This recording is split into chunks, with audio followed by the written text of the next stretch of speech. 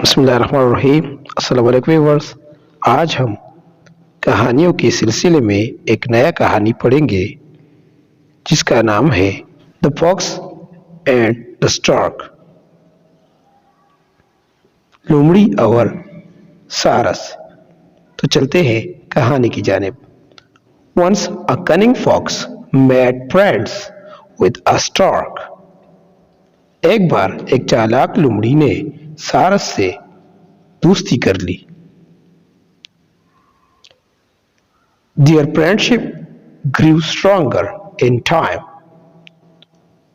उनकी दोस्ती वक्त के साथ साथ मजबूत होती गई। The fox loved to make fun of others. लोमड़ी दूसरों का मजाक उड़ाना पसंद करती थी। One day, he wanted to make fun of the stork. एक दिन उसने सारस का मजाक उड़ाना चाहा। He invited him to a dinner. उसने उसे डिनर पर बुलाया, यानी रात के खाने पर बुलाया।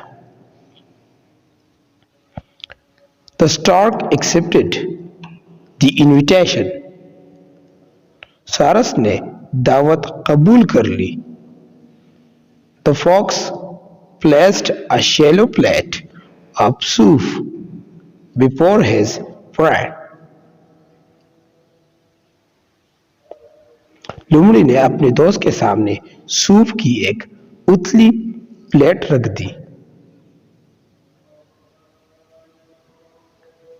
The stork's mouth watered at the sight of the soup. Soup को देखकर सारस के मुंह में पानी आ गया। The cunning fox licked the whole of it in time when the stork could hardly pick a little of it with his long beak. चालाक लोमड़ी ने वक्त के साथ अपना सारा हिस्सा चाट लिया जब सारस अपनी लंबी चोंच से मुश्किल से उसमें से थोड़ा सा उठा सकता था, यानी थोड़ा सा खा सकता था। The hungry stork took the jug to heart and went away disappointed. भूखी सारस ने मजाक को दिल में लिया और मायूस होकर चला गया। The stork wanted to pay the fox in his own coin. सारस लोमड़ी को अपने ही सिक्कों में से कीमत अदा करना चाहता था, यानी सारस लोमड़ी से अपना बदला लेना चाहता था। He also invited the fox to dinner. उसने लोमड़ी को भी डिनर पर बुलाया, यानी रात के खाने पर बुलाया।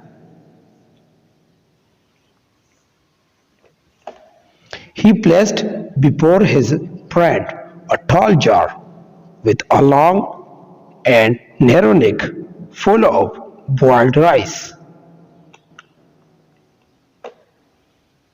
उसने अपने दोस्त के सामने एक लंबा बर्तन रखा जिसमें एक लंबी और तंग गर्दन वाले उबले हुए चावलों से भरी हुई थी। The fox could not get anything out of it. लोमड़ी उससे कुछ हासिल न कर सकी, यानी कुछ खा न सकी। He could lick outer surface of the jar. वो जार की बैरूनी सतह को चाट सकता था। The stork with his long beak made a hearty dinner of rice. सारस ने अपनी लंबी चोंच के साथ चावल का दिलकश डिनर बनाया। The fox felt very much humbled. लोमड़ी ने बहुत आजिज़ी महसूस की। He went away disappointed. वो मायूस होकर चला गया। Moral, as you sow so shall you reap. नतीजा, जैसा बोगे वैसा ही काटोगे। टाइट फॉर टैट, अदले का बदला।